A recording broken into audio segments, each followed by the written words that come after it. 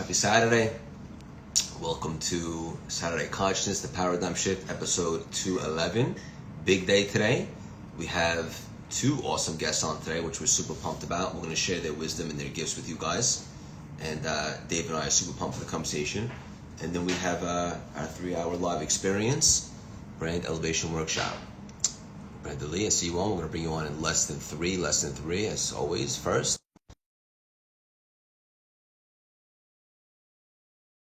most pumped about and how you're removing limitations from your life right now. Siegel in the house. Unbelievable to see you. There he is. Oh, thank God, Baruch Hashem. Hello, Craig Siegel. Uncle Dave. How are you? Huh? How are you? Phenomenal, man. Phenomenal. Got so many great things going on. I know you do. What are you most pumped about right now? I'm most pumped about the weekend I have planned with my son and my wife being at home before I go to the Masters, and then I go to Nashville for a firewalk and dinner, and then I go to New York for the NASDAQ and VIP dinner there. Then I go to speak in Boston with a VIP dinner, speak in Denver for a VIP dinner. So very excited about 6 cities in 5 days. Beautiful. Heck yeah. How about you, buddy? What's going on? Excited to be here right now in this present moment. We got two awesome guests on. Love seeing you, and just super pumped about this, if I'm being honest. Not as fun as doing this on a bicycle in Spain, but I am very glad to be here. One of the most unique spots you've ever taken in a live call, for sure. That was cool. I really enjoyed it. Yeah, that was a good one. Okay, before we bring on our first guest, real quickly, I just wanted to ask you, in the vibe of spirituality, your consciousness is on another level. Taught me so much about that. I know that you're never complacent. What is something that you constantly do to continue to elevate your level of awareness? Well, obviously it's frequency based. So what I do specifically is be very intentional about dissipating, dissolving, disappearing the interference between me and an infinite amount of energy, an infinite amount of information, notating that in the human experience that we have to regulate as well as utilize. So what I mean by that is one of the nuances of the paradox, the ridiculous paradox of God's creation is that within the infinite itself, there's an unlimited amount of information, an unlimited amount of energy. It's all one. And so where one of the latest epiphanies that I've had is that I teach people to figure out what they're doing to interfere with it by their reaction to fear and their needs of their ego.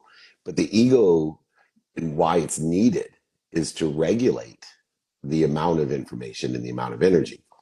And so what happens is we get confused as human beings within the context of human nature that we're not regulating at times, we're interfering. And so to decipher the difference between the interference and the regulation of energy and information, we have certain practices in which I've been very successful lately at teaching people the difference between regulation of information and energy and interference of information and energy in order to facilitate the ease that creates the feeling of being alive, which creates a greater level of longevity within the human experience, but a greater amount of longevity by elevating your awareness to the infinite longevity that we all experience spiritually. Beautiful. Love it. While I bring on our guest, I'm going to ask you just a follow-up. So it's easy for you to see, like with me or someone else, how did someone be able to identify when they're disconnecting from that? So you're never disconnected. So the first thing that big challenge is that, you have to be annoying to be a mentor. So if you don't think I'm annoying, then I'm not a good mentor, teacher, or coach to you. And I know you think I'm annoying because I'm honest to you and I'm repetitive. It's all hell. And so I'm going to repeat one thing real quickly. It is not disconnecting. You're a Kabbalist, bro. It's one. And so how can you disconnect from one? It's mathematically impossible. It's physically, metaphysically, quantum physically impossible. So the biggest shift in the paradigm, no pun intended, while we started this 5 years ago or whatever, and haven't missed a Saturday, by the way. The reason is the shift in the paradigm is that idea that we're not disconnected. We're either regulating or interfering with the infinite.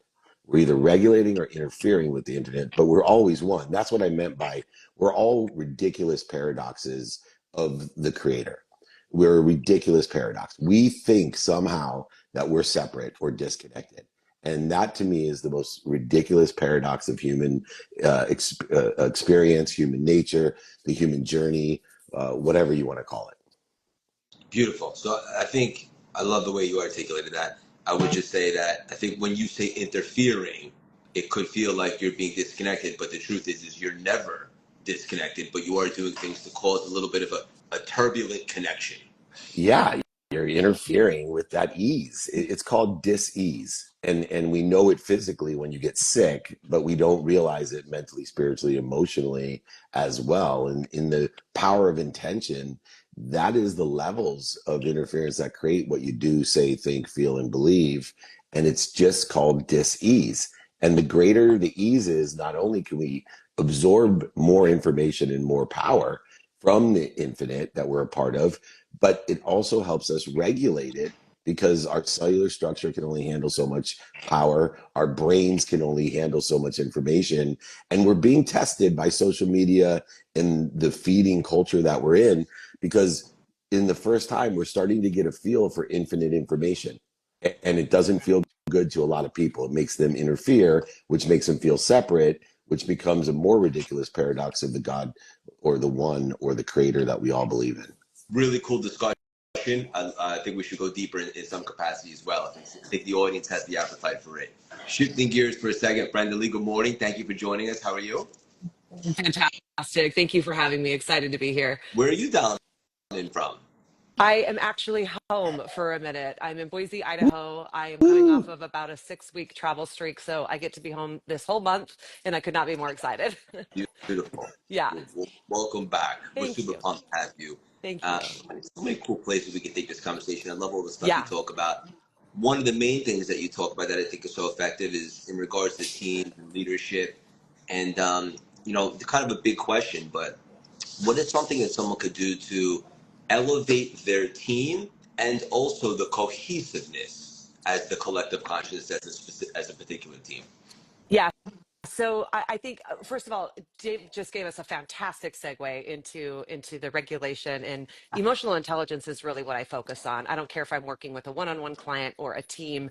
When I go in with a team, we focus on each individual. And I really believe in this philosophy, we can only give or get what we have for ourselves, right? So when you talk about team development, team cohesion, the best place to start with is with yourself, right? When we're operating out of our best, we now get to give the best to everyone around us.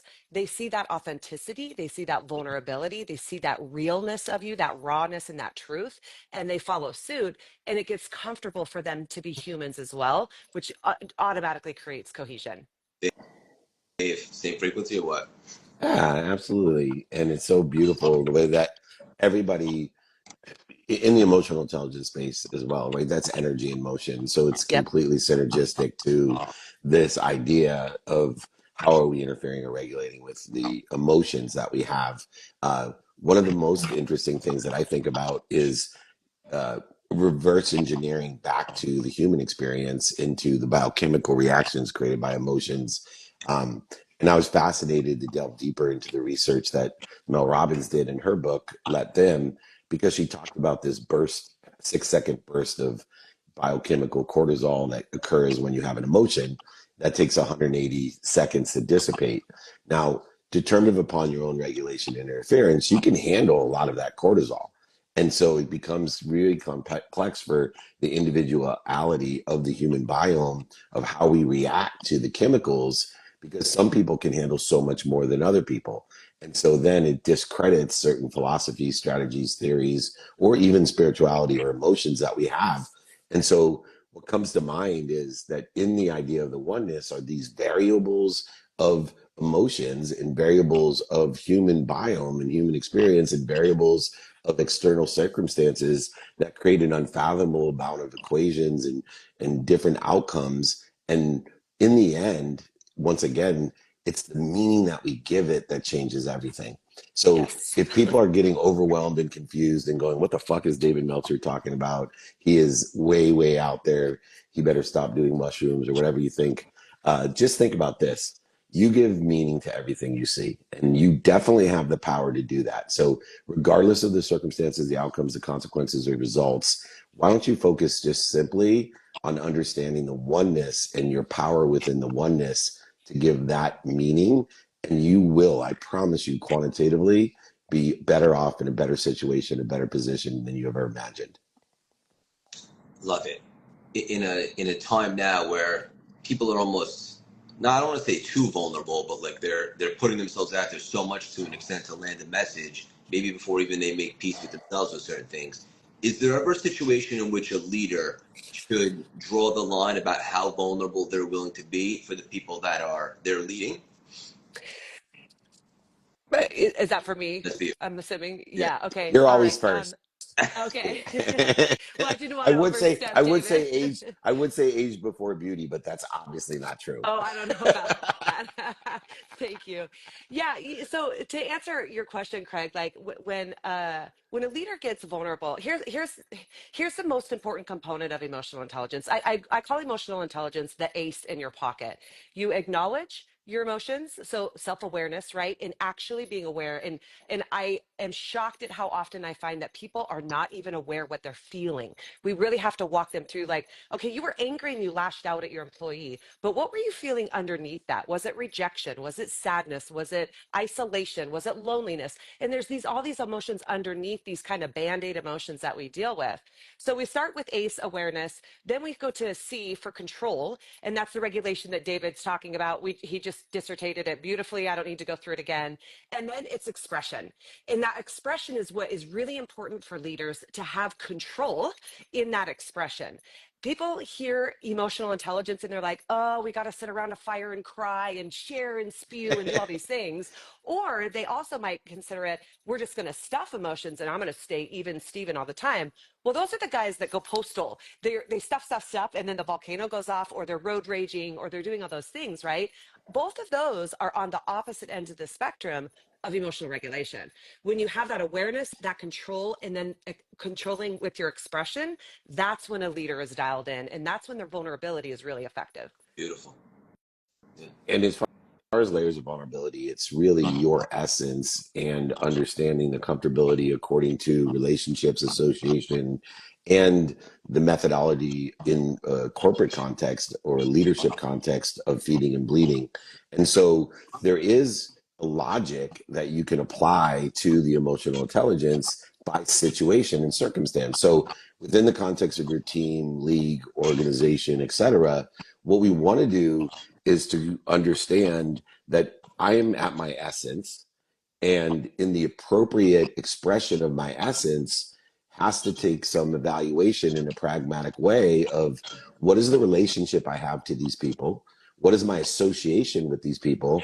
And at what level is it going to feed and bleed these people to feed them? So one of the most interesting nuances of feeding and bleeding is people say feed that feeds you and fire that bleeds you, especially in a corporate situation. I disagree. I think that we need to know that people who bleed us feed us.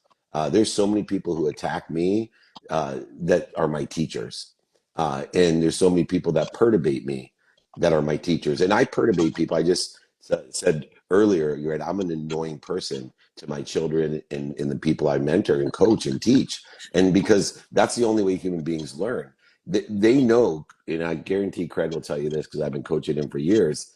I bleed the shit out of them on purpose because the bleeding is what creates the feeding, and that is what makes me a great teacher, mentor, or coach. So use the pragmatic evaluative tools to see you're vulnerable to your essence, and you'll continually learn to be more and more comfortable with what you're willing to say to people, your truth. But more importantly, it has to be in the context of emotional intelligence utilized in a pragmatic manner according to relationships, association, and the feeding and bleeding that occurs. Beautiful. This is awesome. I know we're getting ready to land the plane. We have a second guest, but I just had to ask you one more because I'm loving this conversation so much. One of the things you talk about is not necessarily the difference because they're definitely not the same, but there's kind of difference between standards and goals. And Yeah. I love how beautifully you articulated. Maybe you could just share before we land the plane on this, why that topic is so interesting for you, standards and goals. Yeah. So, listen, how many of us have set goals and crashed the plane miserably, right? Like the statistics after the January 1, everybody sets all these goals and 90+% of, I can't remember exactly what it is, they don't follow through, right? The reality is if you don't have an emotion tied to a goal, it's just these letters on a piece of paper and we can scratch it off and we can say, yay, I achieved that. You can seek 100,000 week or 100,000 day or whatever. And you're like, check, check, check. It's no big deal unless you have emotions tied to it. The brain doesn't know the difference between reality and imagination only when emotions are involved. So when we emotionally connect to a vision and we live out of that standard, every decision we make every single day, unassociated to that goal, we're living at that level of standard of the person I need to be to achieve that. That's when you reach your goals without resistance, without friction, without the like what David was talking earlier, without that disconnect of the communication to source, to abundance, to all the things that we are rightfully is our birthright. I'm so happy I asked you that. Beautifully said. Dave, it's good. uh, This is so just to keep it easy, that was brilliant, and brilliance is the expression of God just coming through. So absolutely, I just learned to enjoy what I don't like or love. I learned to enjoy what other people don't like or love, and in the pursuit of what I want, not what other people want, what's missing, and what I don't have. What a beautiful sentiment to finish off, Craig. Thank Brenda you. Lee, you're a powerhouse. Thank Thank you so you. much for sharing. We can't wait to do some more stuff with you offline. And we want to encourage all our community to go check out all the awesome stuff that you have going on. We know they'll be in good hands, and we'll connect soon. Sounds good. Thanks so much, you guys. Keep up Have the a great great day. work. Thank you. You You're too. brilliant. Thank you. Bye. Thanks. That was powerful. She's Uh, amazing. yeah, she is. And I love the whole riff that you went on, Dave, in the beginning about the difference between being disconnected and interference. I really want to go deeper on that. That was awesome. But we're going to Thank bring you. on the second guest today, and let's continue this party. Let's get this party started. Heck yeah. Uh, Kelly's coming. yes, he's here. All right, perfect. Dr. Kelly in the house. Dr. There he is. Kelly, My handsome. Good morning. How are you? What's going on, everybody? How are what's you? up, man? What's that hat say? I can't see it. TRS, the Ready State. Yeah, right on. Where are you dialing in from, Dr. Kelly? I live just north of San Francisco in a little town called San Rafael. We're just nestled deep in the foothills, right up against open space. Beautiful. Thank you for joining us. My pleasure. Nice to see you all. Before we dive in, what are you most pumped about right now? Dude, we got a lot going on. I'm going to hang up this call and I'm driving to Cal Berkeley where I'm coaching the Cal women's water polo team. We're on a mission to try to win a natty.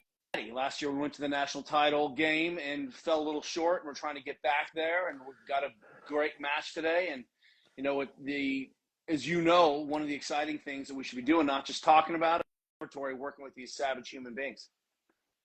Love it. I love it. I love your content. So cool. So universal. One of the things I saw you talking about how, in regards to exercise, correct me if I'm wrong, no such thing as bad exercise, but maybe sometimes bad execution. Well, I tell you what, we're in this really weird time where I think we've started to take exercise. If we're piggybacking on the conversation you just had, is that what is the goal? Like, we haven't set true goals around why we're fitnessing. And what we often see is that people are like, hey, I think I'm exercising so I can be shredded on Instagram and, for win my health. And what we really forget is that the goal is to try to create this body and this brain and this experience in my household, in my family, with my friends, that allows me to be a more effective human in the world. And unfortunately, we've highly commoditized and fetishized fitness very much, and strength and conditioning, to a place where we forgot the reason why we're training. We're training so we can go out and play.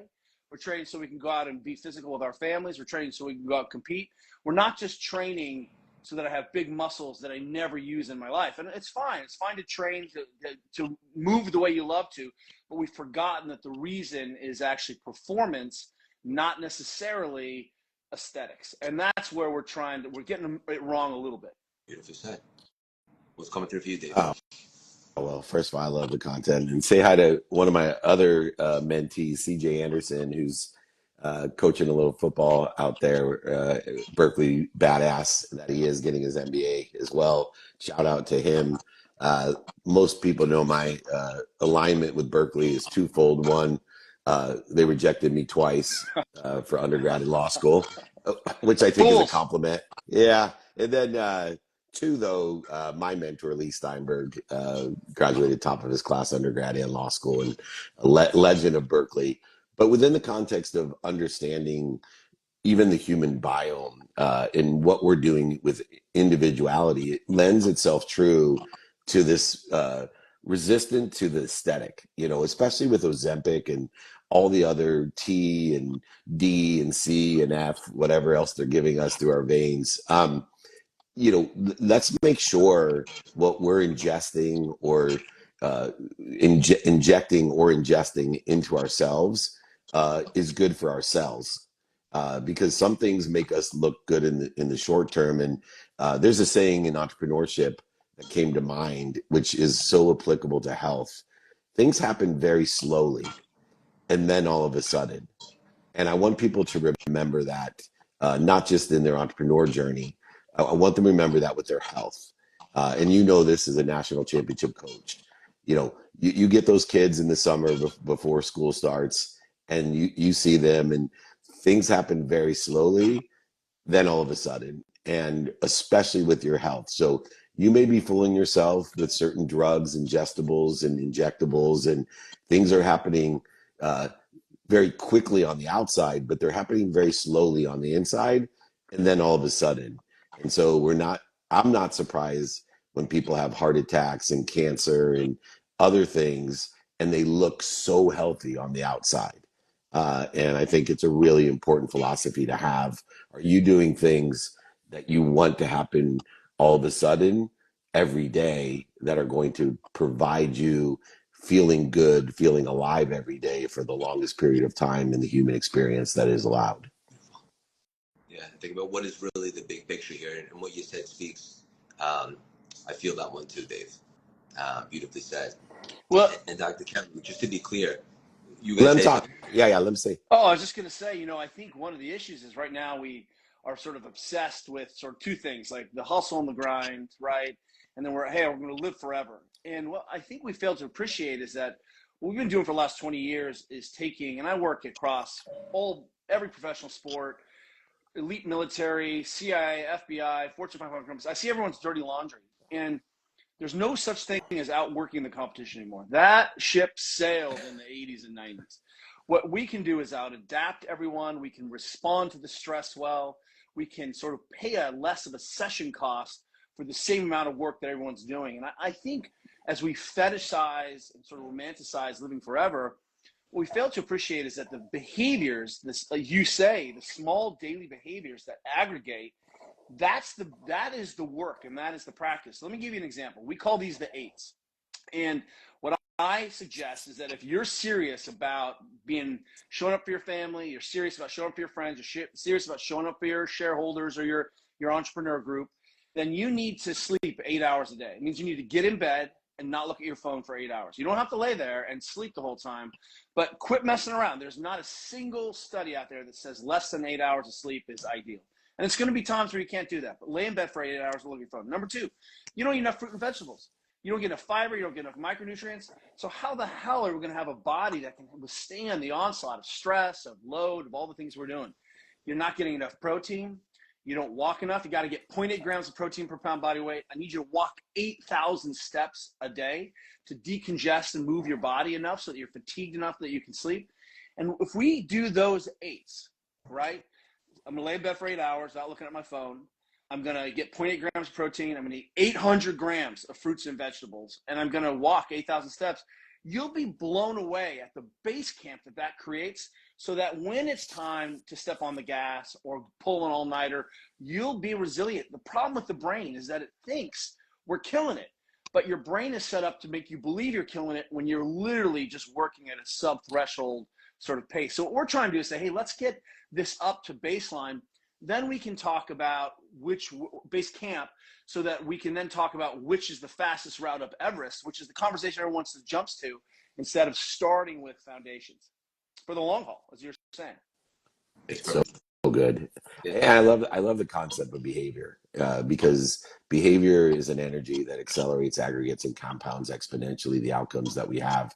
The only comment that I would have that comes through me is people don't realize that good behavior and bad behavior are determinative upon where you want to be.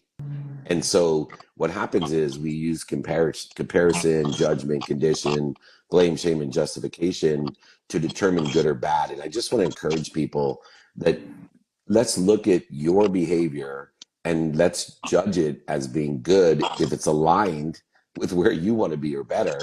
And bad behavior would be that behavior that interferes with where you want to be or better, because we each get our own choice of our human experience. And it's really important that we're not taking on behaviors of other, like I love David Goggins. I'm on tour with him every month. And look, his good behavior, boys, I'm telling you, is my bad behavior. Like that's not where I want to be or better. Right? His behavior is not where, and it's not that I don't love the guy. And I love he can get people up, get them back up, get them started, and get them back started.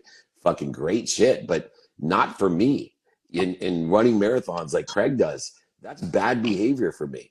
Doing 3.5 miles, that's good behavior for me. And you know, I want people to feel very confident in this ridiculous paradox of human experience that you get to choose what you want to do, and you get to give meaning to what you want to do, and your behaviors are determined on where you want to be or better, not what's missing, not what you don't have or other people want for you. Yeah. Well said, Dave. Basically, be intentional with where you want to go, and is what you're doing helping you get there, or maybe sabotaging it? And then, Dr. Kelly, I love what you said, because what you described is basically that is a one-size-fits-all. Those are behaviors that everybody could do to at least build a foundation. Yeah, and you know, as we sort of hit early on, you know, around sort of where we are in the fitness continuum, we're really seeing fitness become like a highly decorated room that I show my friends, and it's my hobby, versus what are the practices that actually allow me to go express myself better in the world. And you know, what we're saying is that, hey, you need to be pain-free. You need to begin with having a physical practice that's meaningful for you. And I'm not saying that like dance and Pilates and yoga aren't great. Those things are great physical practices, right? On top of lifting weights, on top of running, whatever you want to do. But ultimately, what is I'm obsessed with is how fast can we go? How do I win world championships? And really, there's just a couple things that we can always wrap our heads around.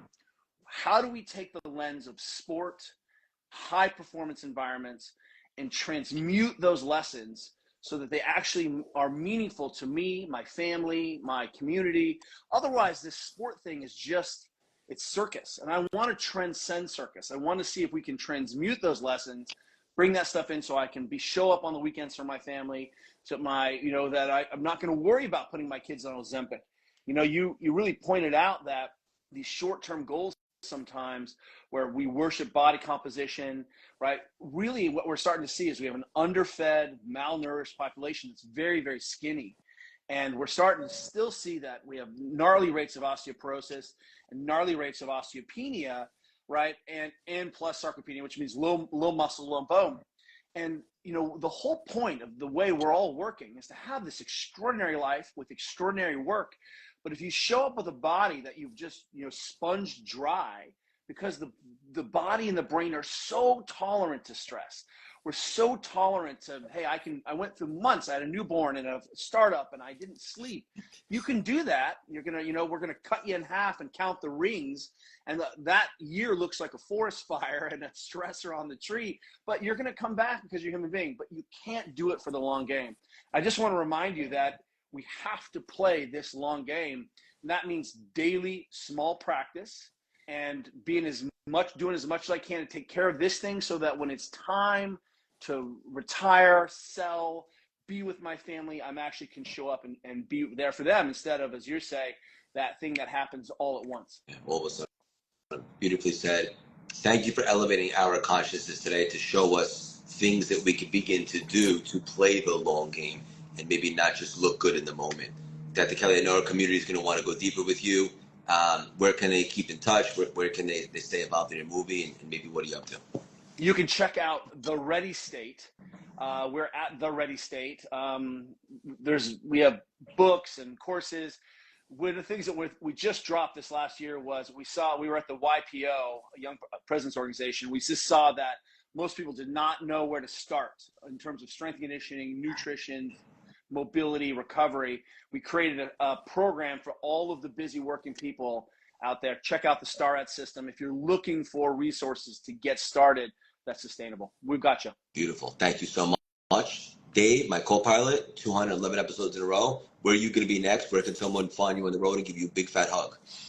Come to the Masters. We'll be there with John Daly, Jelly Roll, the normal crew at the Masters. Then we'll be in Nashville doing a fire walk with Bucky O'Neill, a speech, and a VIP dinner. Then to New York at the NASDAQ. Come and join us for the NASDAQ Mastermind VIP dinner with Craig Siegel, myself, and many, many more. Marshall Falk's coming in too. That'll be cool. Then we speaking in Boston with the VIP dinner, then speaking in Denver.